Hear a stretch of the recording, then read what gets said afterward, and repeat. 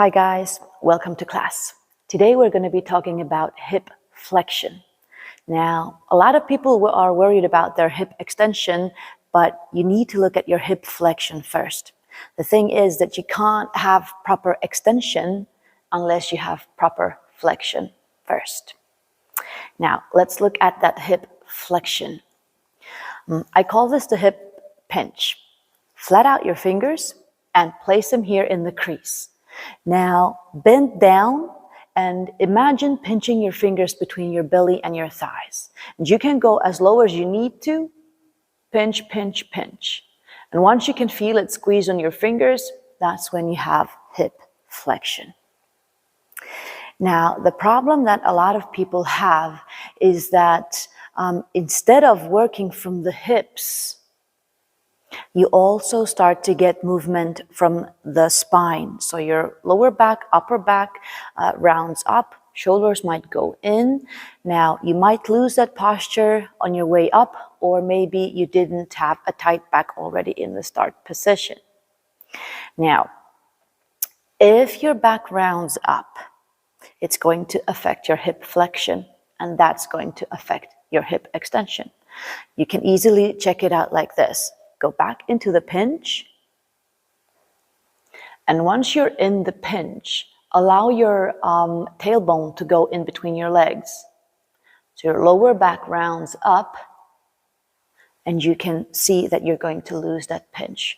So now you have lost some flexion in your hips.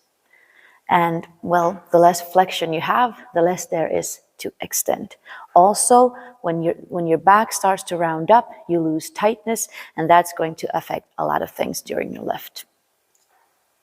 Now, moving on to the bar. We're going to start with the snatch grip because snatch grip is easier. Due to the width, for most people, the bar is already quite close to the crease anyway. So, snatch grip. So, chest high, shoulders low. And now you're just going to work your way down, up, down, up. So you're just going to go into a dip and then come back up. And as you go into the dip, again, you want to imagine pinching the bar between your belly and your thighs. It's not going to be as dramatic as it was with just the fingers, but you get the idea. Now, once you can move up and down with the bar staying in place, it's going well. You know that your back is contributing to the movement when the bar starts to slide into a hang. So if down here in a pinch, if you lose that tightness in your back, if you lose your posture, your shoulders or your spine,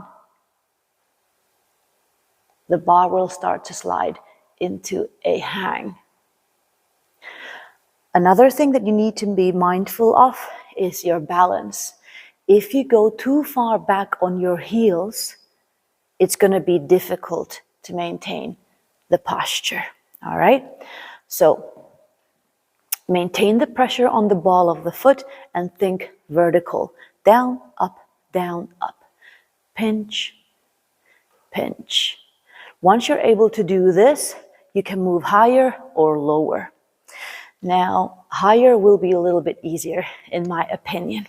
So you can start working your way into an extension. So dip and drive, or pinch and drive. And if you're able to come back down into that pinch, you're all good. Now, once you start applying some speed into it, like actually driving with your legs, be sure to maintain your thoughts vertical. You don't have to worry about the contact because you're already there. So maintain your balance, dip, drive, catch. Pinch, drive, catch.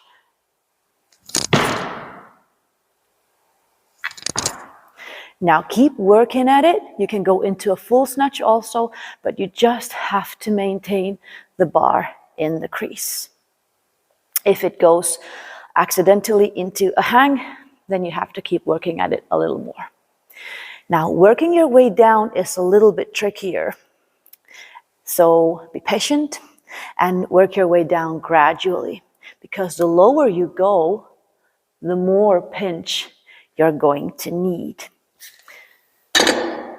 Now, as you go lower, and it's going to require you to pinch harder, as in get more and more flexion in your hips, you might run into mobility issues or strength issues.